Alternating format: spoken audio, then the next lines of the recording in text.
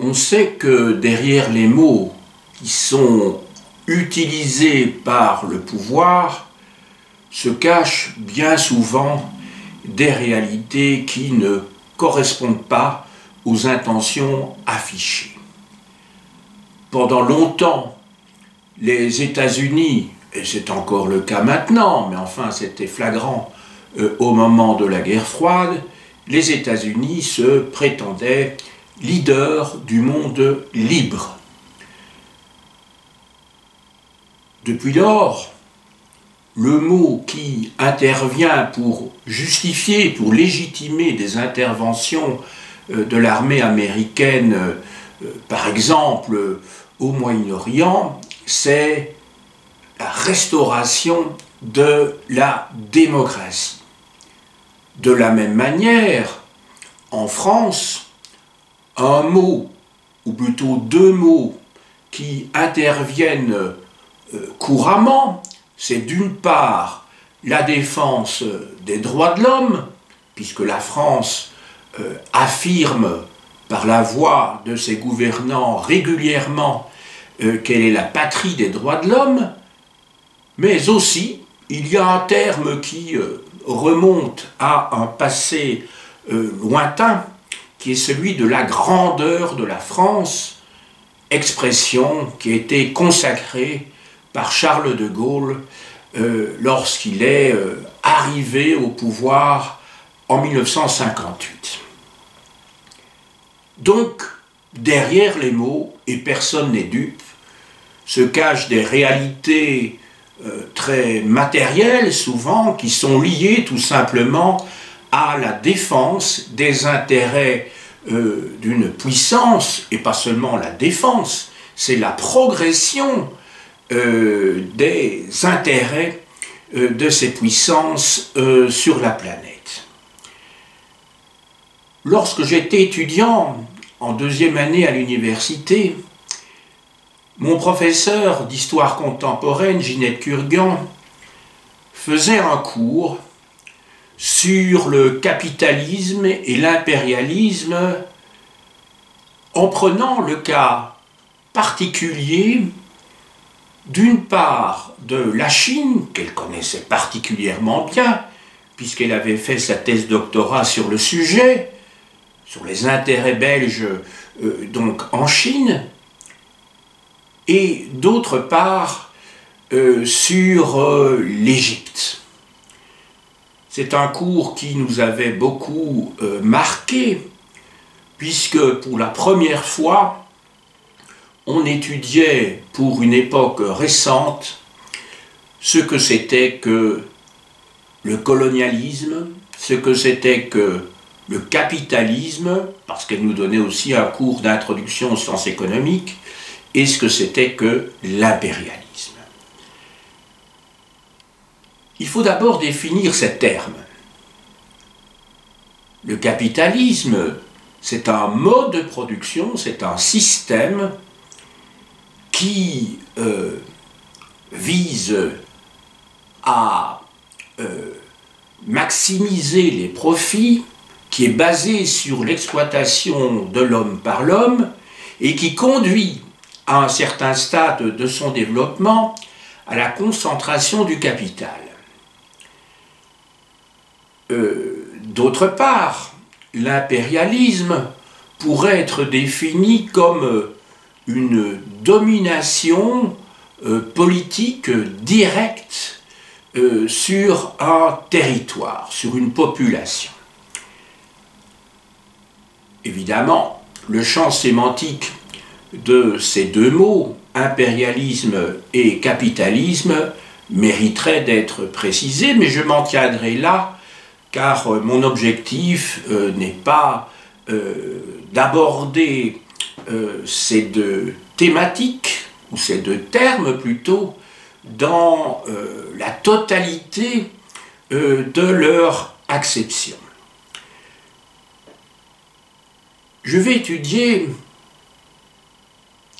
un cas particulier, mais particulier entendons-nous bien, qui couvre quand même un continent immense, à savoir l'Afrique, en essayant de comprendre quels sont les liens qui, au XIXe siècle, ont uni le capitalisme et l'impérialisme. Quand je dis au XIXe siècle, il s'agit plus précisément des 2 dernières décennies du XIXe siècle et de cette quinzaine d'années, petite quinzaine d'années, qui précède le premier conflit mondial. Autrement dit, il s'agit d'étudier les liens entre capitalisme et impérialisme pendant une durée de 35 ans. On connaît la thèse de Vladimir Ilyich Ulyanov, autrement dit Lénine, qui en 1916 publie un opuscule qui va avoir énormément de succès au XXe siècle et qui s'intitule « L'impérialisme, stade suprême du capitalisme » que je vous montre ici dans une édition, c'est l'édition Tribord, mais qui a été imprimée, rééditée dans de nombreuses éditions. Voici. C'est un opuscule qui, dans mon édition, fait 140 pages, ou à peu près.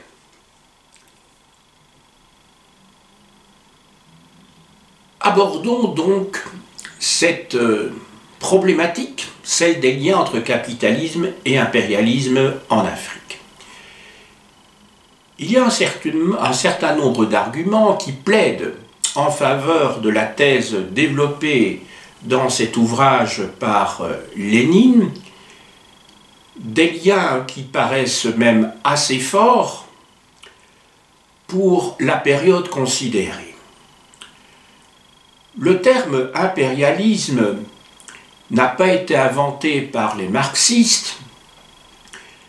Dès 1874, le roi Beaulieu montre déjà le lien qui existe entre ces 2 concepts, le capitalisme et l'impérialisme, mais le concept va prendre force et vigueur à partir de 1902, lorsque Hobson montre, dans un article important, quelle place occupe l'exportation des capitaux dans, à un moment donné, à un stade du développement du capitalisme.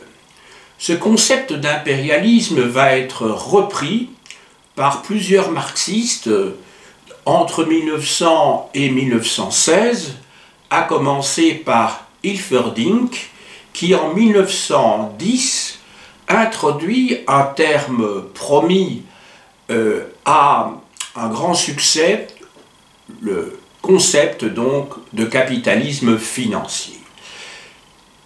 3 ans plus tard, en 1913, Rosa Luxembourg, dont on a fêté l'an dernier le centenaire de son assassinat, puisqu'elle a été assassinée en janvier 1919 à Berlin. Rosa Luxembourg, donc, utilise le terme d'impérialisme qui, à ses yeux, ce concept, pour montrer que le capitalisme, à un stade de son développement, doit absolument s'étendre géographiquement pour trouver des débouchés nécessaires aux produits qui ont été fabriqués donc, dans les pays industriels.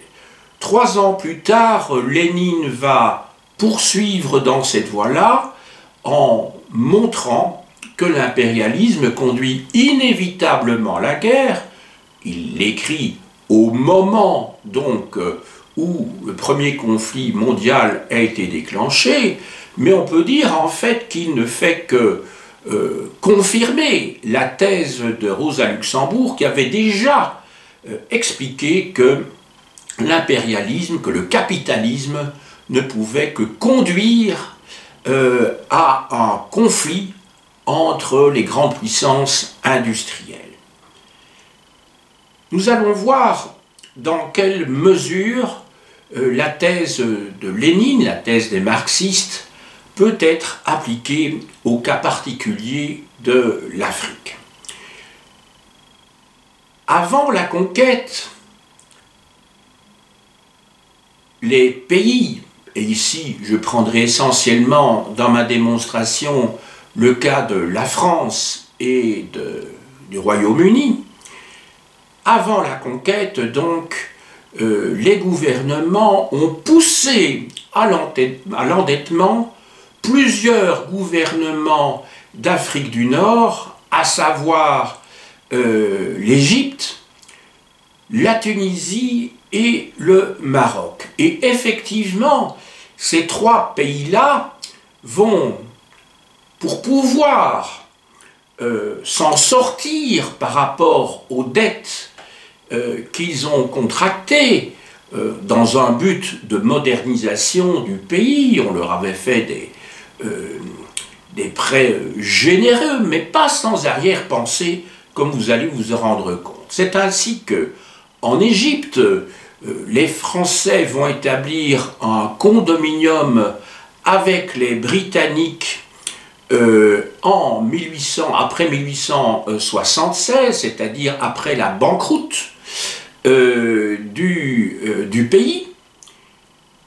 En Tunisie, en 1880, la France, pour se faire rembourser, va monopoliser les douanes tunisiennes, mais pas seulement, et va imposer au bey de Tunis un protectorat.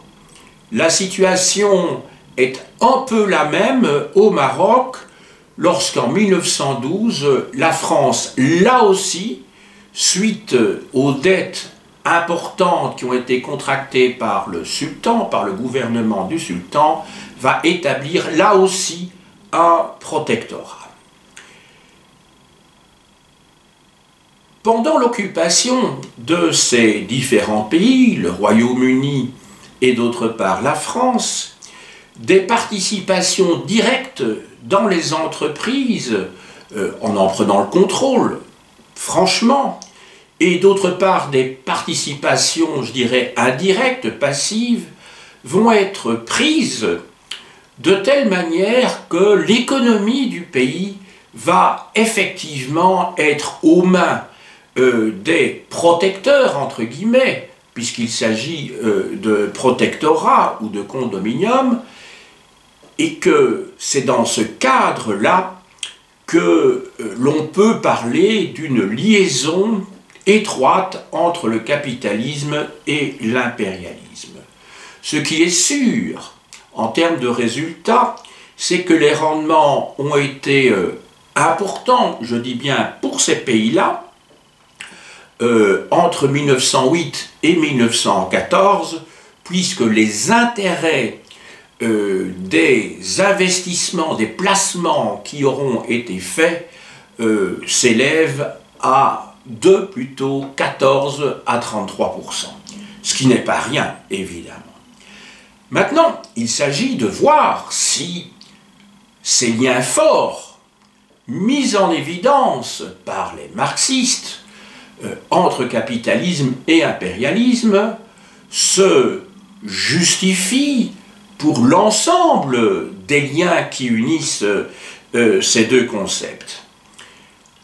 On va voir que si effectivement, pour l'Afrique du Nord, on peut parler de capitalisme et d'impérialisme liés pour les 35 années dont il a été fait mention dans mon introduction, pour l'Afrique du Nord, je dis bien, en revanche, pour l'Afrique subsaharienne, et on peut même préciser, pas seulement l'Afrique subsaharienne, mais l'Afrique intertropicale, parce que l'Afrique du Sud, elle, échappe à ce point de la démonstration, parce que l'Afrique du Sud, comme l'Afrique du Nord, vont va connaître également des investissements importants qui seront rentables. Mais donc pour ce que l'on appelle habituellement l'Afrique noire, l'Afrique subsaharienne, à l'exclusion toutefois de l'Afrique du Sud, on peut dire que les investissements, tant sur le plan géographique que sur le plan quantitatif, n'ont pas donné lieu à des rendements intéressants. Bien au contraire. On va voir en fait que ces investissements se sont faits essentiellement, ont été faits essentiellement par l'État, mais pas du tout, ou presque pas, par le secteur privé. Il y a donc bien un sous-investissement en Afrique intertropicale du côté de la France et de l'Angleterre. Sur le plan quantitatif, d'ailleurs, on peut remarquer que ces rendements sont particulièrement faibles pour la France, en particulier pendant cette période de ruée vers l'Afrique. Je rappellerai que la conférence de Berlin organisée par le chancelier Bismarck se tient en 1885, eh bien ces investissements sont particulièrement faibles entre 1882 et 1897. Quelles sont donc les autres motivations qui sont à l'origine de cet impérialisme s'il ne s'agit pas de rendements immédiatement liés aux investissements, donc au capitalisme industriel ou financier? En fait, il y a deux causes majeures, je dirais même trois, qui expliquent ce qui se passe à ce moment-là. Il y a tout d'abord des causes idéologiques, il y a ensuite des causes politiques, et il y a enfin des causes militaires. Je commencerai par les causes idéologiques, donc par ce qui relèverait, je dirais, de l'histoire des mentalités, mais pas seulement, parce que l'idéologie, et j'ai introduit mon propos par cet aspect des choses tout à l'heure, l'idéologie est en fait construite à partir d'un substrat qu'on pourrait appeler l'infrastructure, par une volonté, donc l'idéologie n'est rien d'autre que la volonté de faire de la propagande pour légitimer une attitude politique à des fins économiques. Et là, en cela, on peut dire que l'économie reste la base, mais pour autant, les arguments qui sont avancés ne sont pas de cette nature. Je commence donc par les causes idéologiques. Le progrès de la civilisation qui devrait être apporté par les Européens, se considérant comme une race supérieure à l'ensemble des peuples considérés comme inférieurs sur la planète, est constamment avancé. Aussi bien du côté des héritiers des Lumières que du côté, alors là il s'agit évidemment de civilisation du point de vue religieux, que par des missionnaires.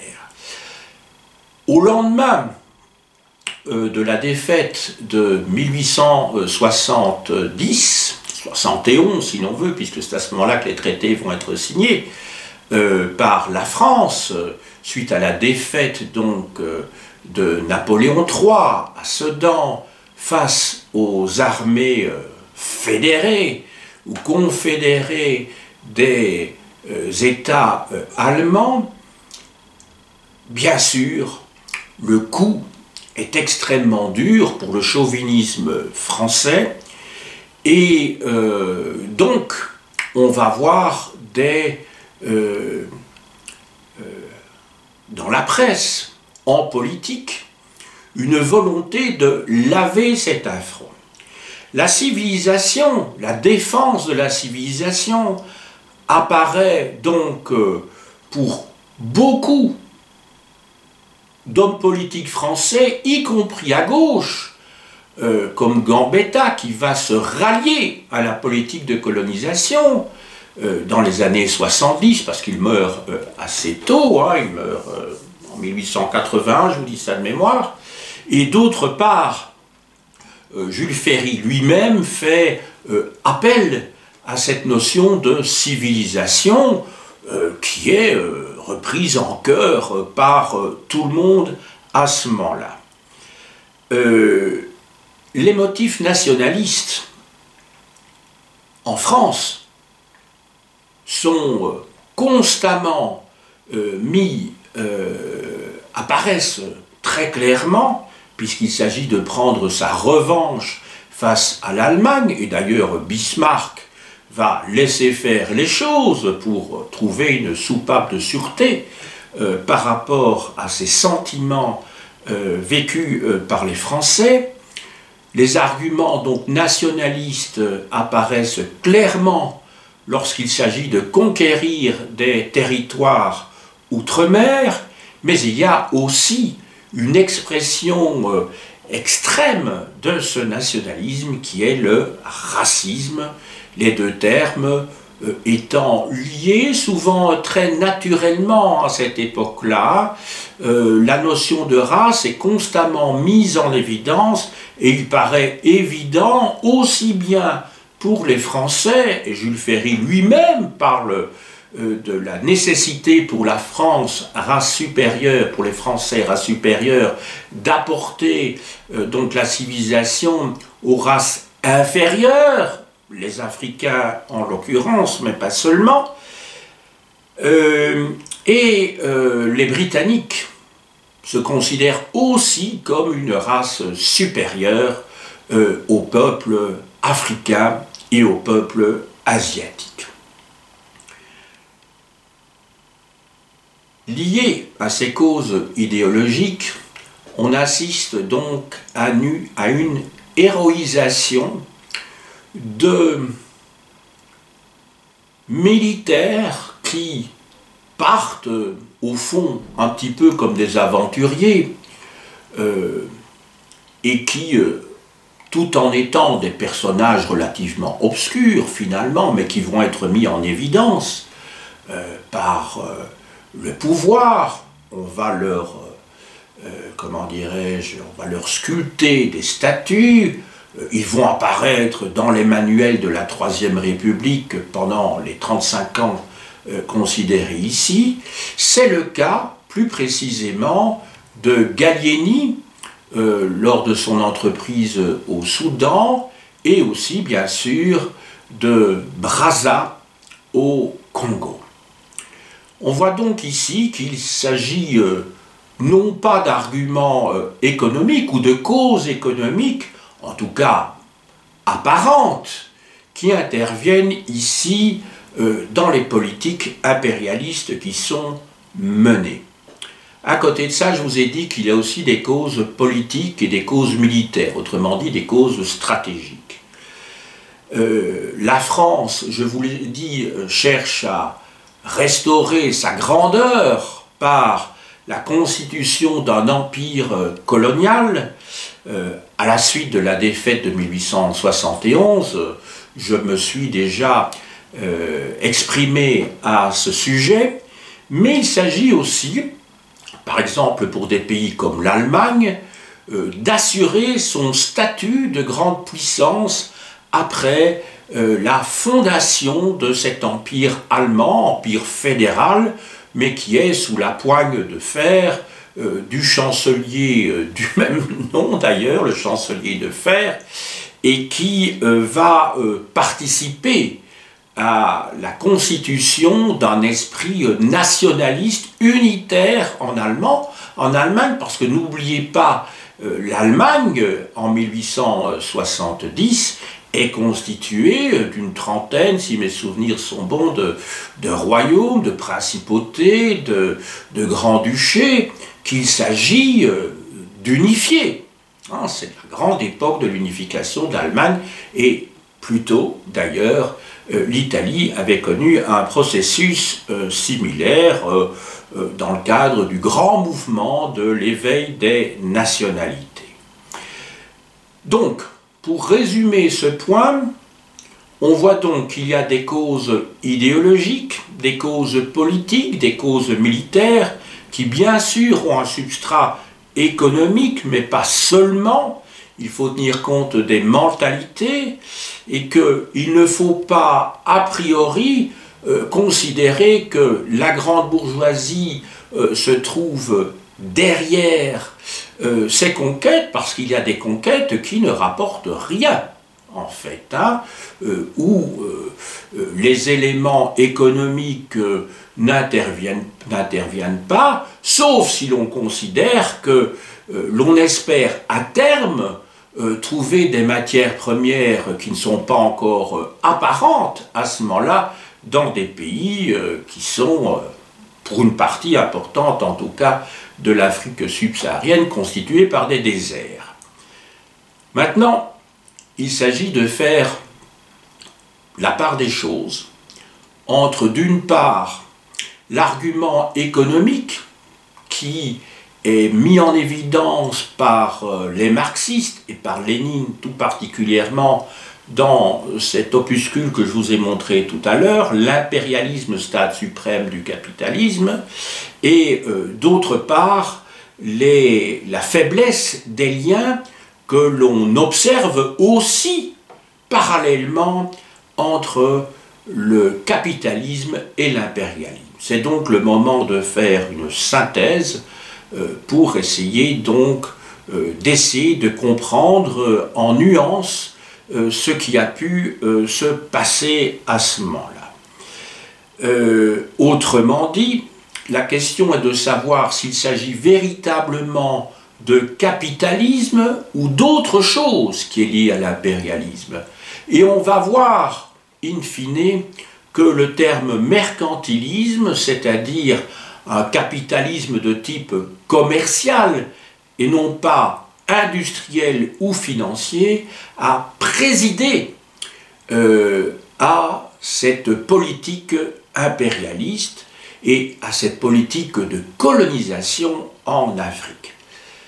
Je vais commencer donc par le contexte économique pour essayer de replacer les choses dans un contexte beaucoup plus général qui n'affecte pas d'ailleurs que les puissances que j'ai évoquées ici, au premier chef la France, le Royaume-Uni et secondairement l'Allemagne. Vous aurez remarqué que je n'ai pas fait état ici d'autres puissances coloniales comme la Belgique ou comme le Portugal et d'autres pays encore, l'Italie ou l'Espagne, mais dans une moindre mesure. En tout cas, la Belgique a joué un rôle très important, mais que j'ai évoqué dans une autre leçon qui a été aussi enregistrée, et je ne vais pas revenir donc sur ce que j'ai pu dire à l'époque. Le contexte économique d'abord. Le contexte économique, au XIXe siècle, c'est avant tout un phénomène majeur qui a débuté dans la deuxième moitié du XVIIIe siècle, c'est bien sûr la révolution industrielle dans laquelle nous sommes toujours, pour certains nous sommes dans la troisième ou la quatrième phase de la révolution industrielle, mais dans notre, comment dirais-je, à notre époque, cette révolution reste majeure, sauf qu'on est passé d'un monde où le prolétariat jouait un rôle fondamental dans le cadre des entreprises industrielles à un monde qui est dominé aujourd'hui par un capitalisme financier et où, statistiquement en tout cas, la majorité, en tout cas pour nos régions, je dis bien pour nos régions, ce n'est pas le cas partout dans le monde, pour nos régions en tout cas, le secteur des services dépasse de loin le secteur industriel, tout en lui étant intimement lié. Donc on reste en fait dans une phase de la révolution industrielle, donc il ne faudrait pas dire que nous sommes dans un monde post-industriel, ce serait, comment dirais-je, avoir une mauvaise vision des choses. Ce qui est sûr, c'est que pendant cette révolution industrielle, au XIXe siècle, un certain nombre de moyens techniques nouveaux sont apparus qui vont favoriser la colonisation. Je pense en particulier dans le domaine des transports. À l'époque qui nous intéresse, donc c'est-à-dire à la fin du XIXe siècle, les bateaux à vapeur vont supplanter définitivement les voiliers. Les bateaux à vapeur existent, ils avaient été inventés par Fulton, donc vers 1810, sauf erreur de ma part, mais c'est vraiment dans la deuxième moitié, surtout dans le dernier tiers du XIXe siècle, que ces bateaux à vapeur vont complètement remplacer les voiliers, et on peut même dire que la conquête de Madagascar, la colonisation de Madagascar n'aurait pas été possible si on n'avait disposé que de voiliers. Ça c'est sûr. D'autre part, la révolution industrielle est intimement liée au développement des chemins de fer. Là, ce sont des États qui vont, en tout cas pour les régions ici considérées, je ne parle pas des États-Unis où là le secteur privé est intervenu massivement, en Angleterre aussi d'ailleurs, mais sur place, en Afrique, les États vont souvent jouer un rôle très important. Donc, qu'il s'agisse de la navigation, des transports maritimes ou des transports terrestres, la colonisation a été favorisée donc par la révolution industrielle.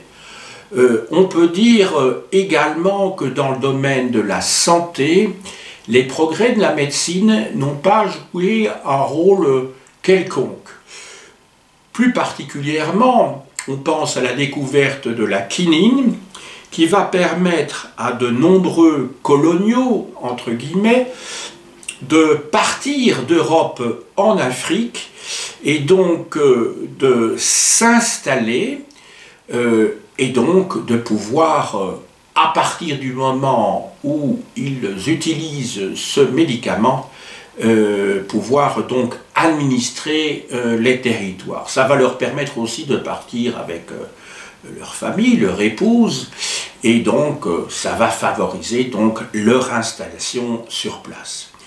Mais la révolution industrielle, ce n'est pas seulement les progrès techniques, bien sûr.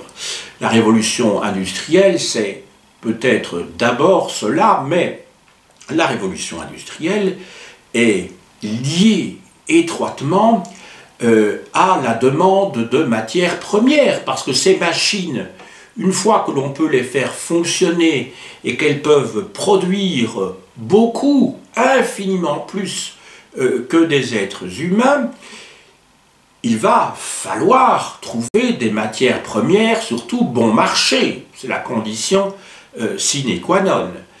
Et c'est ainsi que l'huile de palme va être très prisée, parce que l'huile de palme, ça ne sert pas seulement à faire du savon, ça sert aussi à la fabrication de graisse pour les machines. Et comme les machines sont les instruments indispensables de la production, l'huile de palme, évidemment, va connaître une production très importante. Il y a aussi, comment dirais-je, le caoutchouc à la fin du siècle, avec l'invention de l'automobile, et je dirais même que le caoutchouc est à l'origine d'une grande partie de la fortune du roi des Belges Léopold II. Et ça, c'est, je dirais, un coup de génie ou le coup du hasard lorsqu'il a tracé lui-même au crayon rouge sur une carte de l'Afrique centrale le territoire qu'il souhaitait s'approprier. Ça va être confirmé donc à la conférence de Berlin, même s'il y a eu des modifications après cette conférence de Berlin. Et il se fait que, en particulier pour la région du Kasaï, mais aussi et surtout, je dirais, pour la région du Katanga, on va y découvrir des métaux précieux, on va y découvrir du diamant, et certains ont pu parler du Congo comme un scandale géologique. Mais à part cette extraction de minerais, on trouve aussi des forêts, la forêt équatoriale, qui va permettre la culture des EVA qui produisent ce fameux caoutchouc indispensable pour la fabrication des pneus. Donc je dirais que c'est la conjonction entre d'une part le développement de la technique qui permet donc la fabrication des automobiles et d'autre part ce phénomène, ou plutôt cet épisode politique consacré par la conférence de Berlin qui va permettre à Léopold II de s'enrichir, mais dans des conditions qui ont été largement décrites depuis longtemps et conditions sur lesquelles on revient régulièrement depuis 10-15 ans, en Belgique en particulier, mais pas seulement en Belgique d'ailleurs, comment dirais-je, puisque le travail, ou plutôt ses richesses, reposent ou ont reposé sur l'exploitation de l'homme par l'homme et que l'on fait état de millions de personnes qui sont décédées. Je parle d'indigènes, de Congolais, donc, dans le cadre de ce processus de production de la culture des EVA. Maintenant, il y a aussi une crainte en 1800, suite à la grande famine de coton en 1860, les Européens, donc c'est avant la période ici considérée de 20 ans, les Européens ont peur de perdre la main sur la production des matières premières, ici c'était en l'occurrence du coton, et se doivent donc de conquérir des territoires qui leur fournissent donc non seulement ces matières premières à bon marché, mais avec une main-d'œuvre indigène, facile à manier, vu le rapport de force. Hein, il y a quand même des armes très efficaces du côté européen, il y a la domination à tout point de vue, militaire, politique, social, sur les indigènes, et il faut donc assurer l'approvisionnement en matières premières. En fait, si j'évoquais ici la révolution industrielle et tout ce qu'elle induit sur le plan technique, sur le plan également de la demande des matières premières, il n'en demeure pas moins que l'impérialisme a des causes plus commerciales et de loin que des causes industrielles et financières, comme j'espère l'avoir démontré tout à l'heure. En effet, dans la période considérée ici, la compétition commerciale ne cesse d'être de plus en plus rude et on assiste à un phénomène de surproduction des biens fabriqués, ce qui conduit à un excédent de marchandises, et il s'agit donc de trouver des débouchés. Or, les tarifs douaniers, dans le cadre d'une politique protectionniste, ne cessent d'augmenter, et il va falloir donc trouver des débouchés à l'extérieur pour écouler les produits liés donc à la révolution industrielle. Toutefois, on peut dire que ce qui va se développer à ce moment-là, grâce à la colonisation, ce ne sont pas les industries, ce sont plutôt des compagnies commerciales. Des compagnies commerciales qui ne produisent pas en fait et là on serait dans une cause de type industriel, qui n'investissent pas non plus, et là on serait dans le domaine financier, ce sont en fait des compagnies qui font de l'import-export, entre, d'une part, la métropole et d'autre part, les colonies, et on en a un certain nombre d'exemples pour ces deux grandes puissances à ce moment-là, que sont la France et l'Angleterre. J'en arrive à ma conclusion. Tout d'abord, j'ai essayé de montrer que l'impérialisme n'est pas tant dû à des causes économiques, même si évidemment elles sont sous-jacentes, mais que bien souvent ce sont des causes politiques dans le cadre d'un jeu de force, de rapport de force entre les puissances européennes qui intervient pour se lancer dans la colonisation dans le cadre d'une politique impérialiste.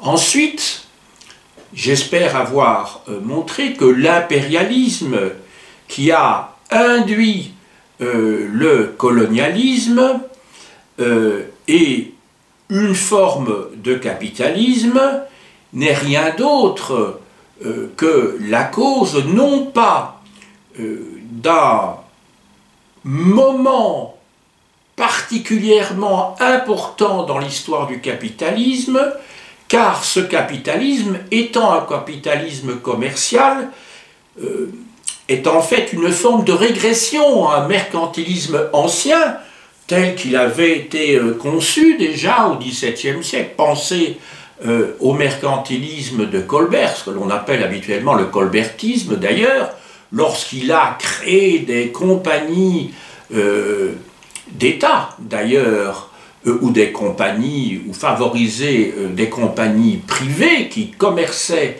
avec les colonies, mais ce sont essentiellement des compagnies d'ailleurs, oui je vous dis bien d'État, ce qui n'est pas le cas pour l'Angleterre ou pour les Provinces-Unies à la même époque, parce que là il s'agit vraiment de compagnies privées. Donc on peut dire, pour conclure, que l'impérialisme n'est pas à l'origine d'une révolution dans le domaine du capitalisme, et j'espère que donc cette démonstration l'aura prouvé. Il me reste, comme d'habitude, à vous montrer un certain nombre de livres. Alors, je vais commencer par des ouvrages généraux. Alors, un ouvrage d'un chercheur, d'un professeur britannique, spécialiste de l'histoire de la colonisation, Bailey, La naissance du monde moderne, 1780-1914, qui fait la part belle dans son livre aux pays qui sont colonisés, à l'ensemble de la planète. C'est vraiment une histoire globale, si on peut dire, une histoire de la planète dont il est question ici. Cet ouvrage a été publié en collaboration par Le Monde diplomatique et les éditions de l'Atelier. C'est un ouvrage qui fait 600 pages.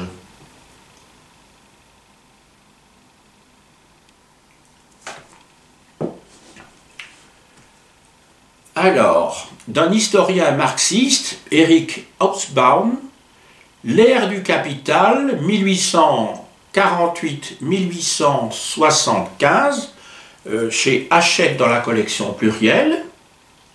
C'était un très grand historien britannique. Du même auteur, et là ça concerne plus particulièrement notre sujet, L'ère des empires, 1875-1914, dans la même collection.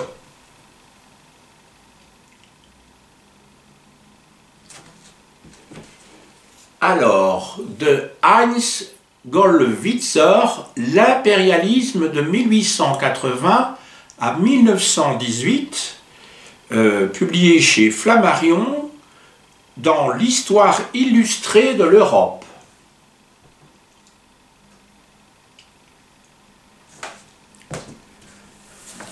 Alors, dans la célèbre collection Peuple et Civilisation, en tout cas elle était célèbre quand j'étais étudiant, mais c'est une collection qui était déjà ancienne à cette époque-là, l'essor industriel et l'impérialisme colonial, 1878-1904, par Maurice Beaumont aux Presses universitaires de France.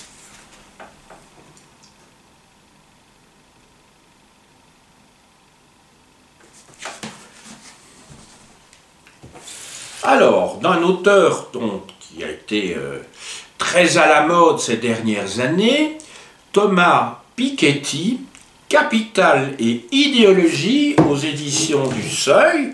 C'est un ouvrage très dense qui fait, je vois ici, attendez, j'essaie de voir, 1200 pages. Alors, si je vous montre cet ouvrage, ça pourra paraître étonnant pour certains, sachant que Thomas Piketty est avant tout un économiste. Eh bien non, il a consacré près de 200 pages au sujet qui est le nôtre ici, donc sur la période coloniale.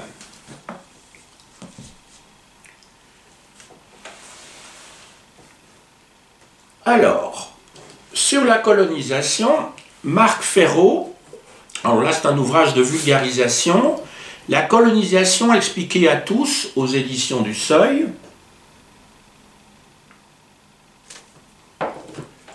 de Jacques Frémaux, Les empires coloniaux, une histoire monde, aux éditions du CNRS dans la collection Biblis.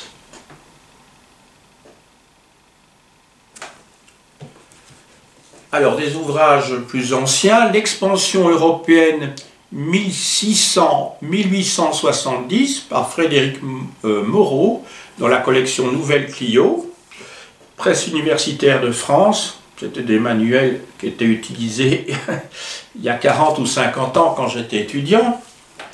De Jean-Louis Miège, Expansion européenne et décolonisation de 1870 à nos jours, même collection.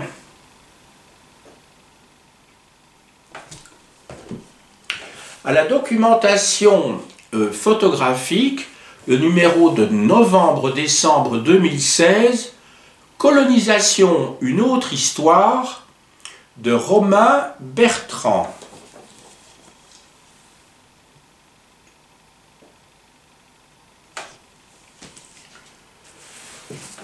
Sous la direction de Marc Ferraud, dont je vous ai montré tout à l'heure le petit livre sur la colonisation expliquée aux enfants, je ne sais plus comment ça passe, attendez, la colonisation expliquée à tous, sous la direction de Marc Ferraud, donc le livre noir du colonialisme, 16e, 21e siècle, de l'extermination à la repentance chez Robert Laffont, là aussi un gros ouvrage qui fait près de 850 pages.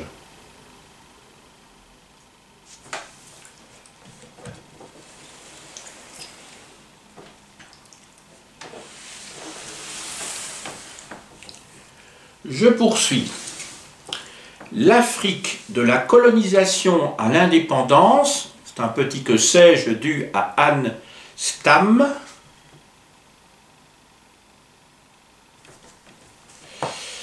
Alors, de Catherine Cockry-Widrowicz et de Henri Monniot, L'Afrique noire de 1800 à nos jours, Nouvelle Clio.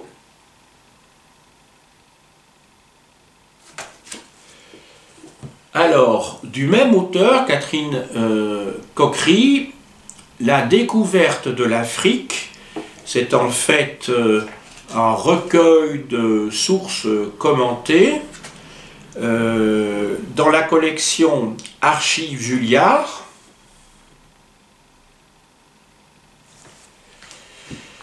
Alors là, c'est un numéro très récent, novembre 2020, c'est le numéro 477 de la revue L'Histoire, 1885, conférence de Berlin, le partage de l'Afrique.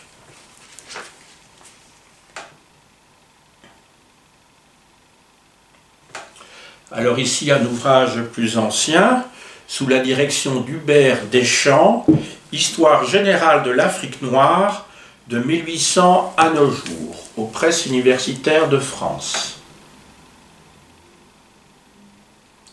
Là aussi, évidemment, un gros ouvrage, puisqu'il fait plus de 700 pages. Alors, un ouvrage dont on a beaucoup parlé, en tout cas en Belgique, de David Van Reybrouck, Congo, une histoire. C'est un ouvrage épais, puisqu'il fait 850 pages. C'est un ouvrage aussi polémique, j'essaie de retrouver la table des matières. C'est un ouvrage polémique sur donc la colonisation belge au Congo, et il y a une cinquantaine de pages, c'est le chapitre 2, qui s'intitule « Une immonde saloperie, le Congo sous Léopold II, 1885-1908 ». Donc vous voyez que les termes ne sont pas particulièrement tendres pour le roi des Belges. C'est dans la collection Babel.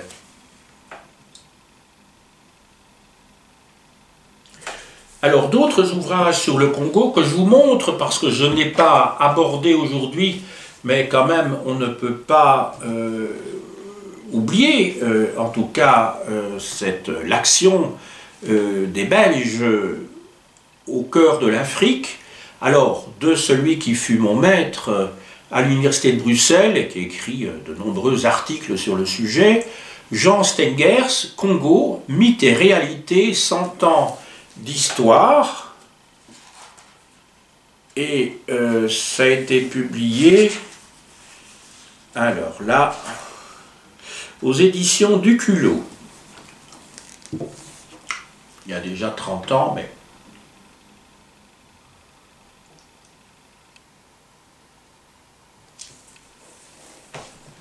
Alors, de Barbara Emerson, Léopold II, le Royaume et l'Empire, chez du Culot.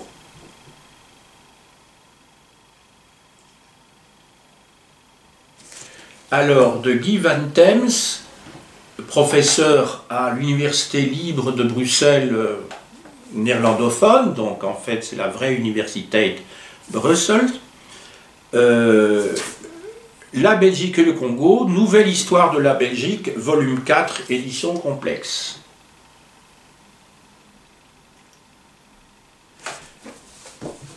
Alors, pour terminer avec l'histoire de Isidore Ndewele et Nziem, Nouvelle histoire du Congo, des origines à la République démocratique, avec une préface d'un spécialiste du sujet, la préface de Elikia Mbokolo, aux éditions du CRI. Voilà, 750 pages.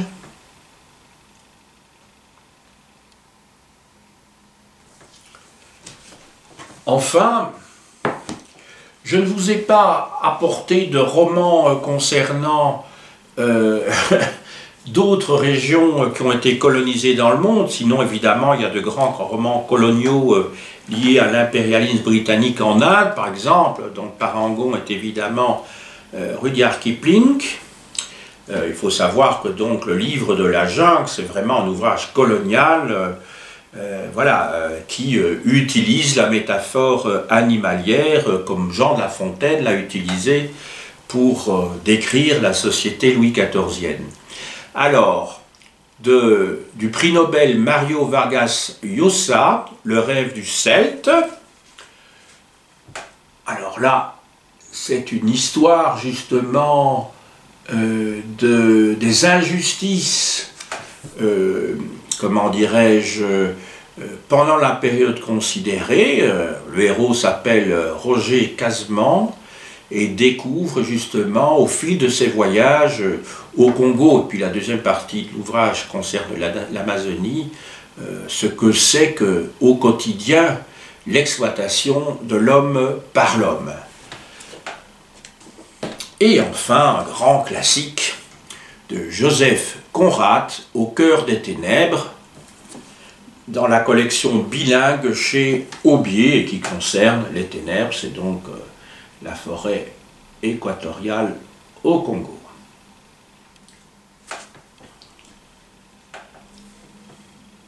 J'ai dit